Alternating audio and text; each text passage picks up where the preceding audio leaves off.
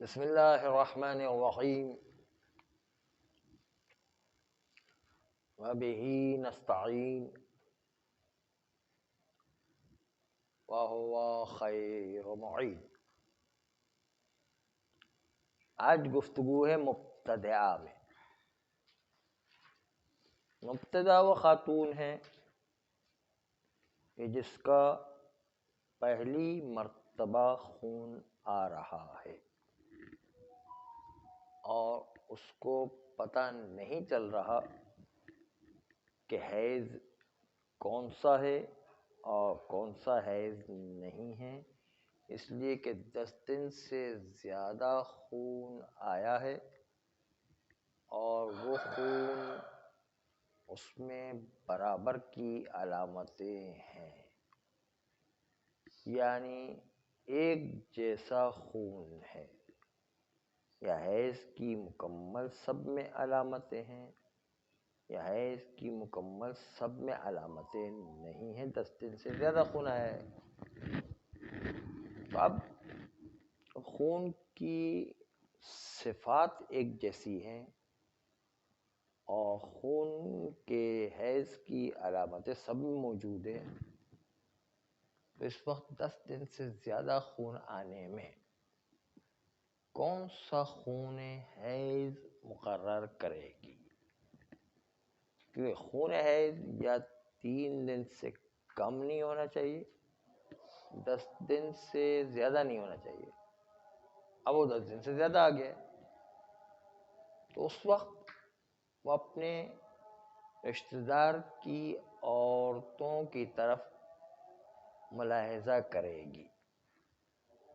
رشتہ دار کی عورتیں اگر خود جوان عورت ہے تو جوان رشتہ دار عورت کی طرف رجوع کرے گی، چاہے اس کی اپنی بہن ہو، چاہے اس کی کزن ہو، چاہے ماموں کی بیٹی ہو، چاہے پھوپھی کی بیٹی ہو، چاہے خالہ کی بیٹی ہو، چاہے چچا کی بیٹی ہو۔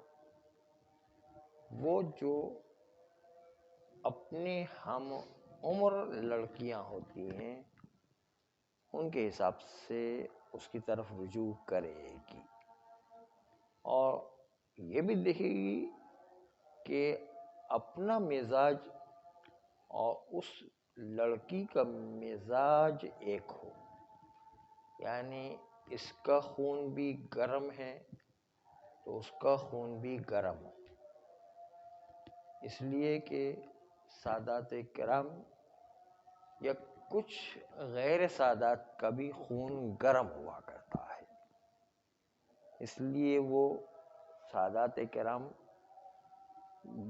دیر سے بانجھ ہوا کرتی ہیں کیونکہ ان کا خون گرم ہوا کرتا ہے۔ اس طرح کچھ اور خواتین بھی ہوتی ہیں، ان کے مزاج میں خون میں گرمی زیادہ ہوا کرتی،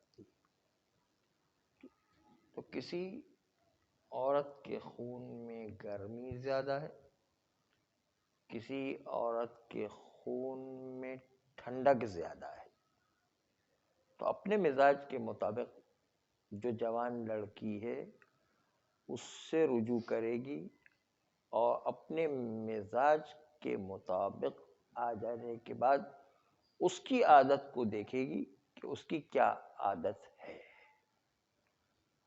اپنی طبیعت و مزاج کو بھی دیکھے گی اور ہم عمر ہونے کو بھی دیکھے گی۔ ان دو چیزوں کو دیکھ کر رشتہ دار عورتوں کی جو عادت ہو وہی اپنی عادت بھی مقرر کر۔ اگر بالفرض اس کی عادت 5 دن کی ہے تو یہ بھی 10 دن سے زیادہ آنے والے خون میں سے 5 دن شروع کے معین کر لے، مثلا کہ میرے 5 دن حیض کے ہیں، باقی استحاضہ میں شمار ہوں گے، لیکن یہ 2 شرطوں کے ساتھ جو 2 شرطیں پہلے گزر گئی ہیں۔ پہلی شرط یہ تھی جو مستربہ میں بیان ہو چکا ہے کہ اپنی عادت اور اس خاندان کی عورت کی عادت کے درمیان اختلاف کا علم نہ ہو جائے. اگر اختلاف کا علم ہو جائے تو پھر اس کی عادت کو نہیں اپنایا جا سکتا ہے. اور دوسری بات یہ ہے کہ خون کی علامتوں سے ذرا برابر بھی پتہ نہ چل رہا ہو. اگر خون کی عادتوں اور خون کی خصوصیات سے کچھ بھی اندازہ ہو رہا ہے، کچھ بھی تھوڑا سا بھی علامت نظر آ رہی ہے، تو اس کو ہم پہلے ترجیح دیں گے. پھر اس کے بعد اگر خون کی علامتوں سے کسی طرح مشخص نہیں ہو رہا ہے تو پھر رشتہ دار عورتوں کی طرف رجوع کیا جاتا ہے.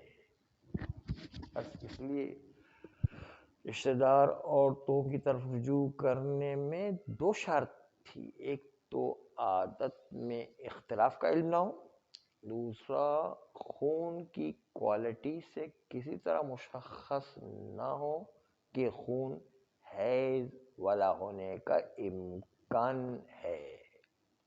تھوڑا سا مشخص نہیں ہو رہا ہے، بالکل سب برابر ہوا ہے، تب جا کے رشتہ دار عورتوں کی طرف رجوع کیا جاتا ہے. یہ تو تھی مبتدا وہ عورت جو 10 دن سے زیادہ خون آ گئے ایک ہی کوالٹی کا. لیکن اگر مبتدا والی عورت اس کو 5 دن مثلا خون حیض کی علامت کے ساتھ آیا، 9 دن پھر زرد خون آیا جو استحاضہ والا تھا، اور پھر اس کے بعد 6 دن مزید اور جو ہے خون حیض والا آیا، یعنی اور درمیان میں وقفہ کم سے کم 10 دن کا ہو تب جا کے دو حیض بنتے ہیں، دو الگ الگ حیض بنیں گے. لیکن درمیان میں 9 دن کا وقفہ ہے، 10 دن کا وقفہ نہیں ہے. تو اب کیا کریں گے؟ تو پہلے 5 دن خون حیض کی علامت تھی، اس کو حیض قرار دیں گے. دوسرے 9 دن زرد خون ہے، وہ بھی حیض نہیں ہے.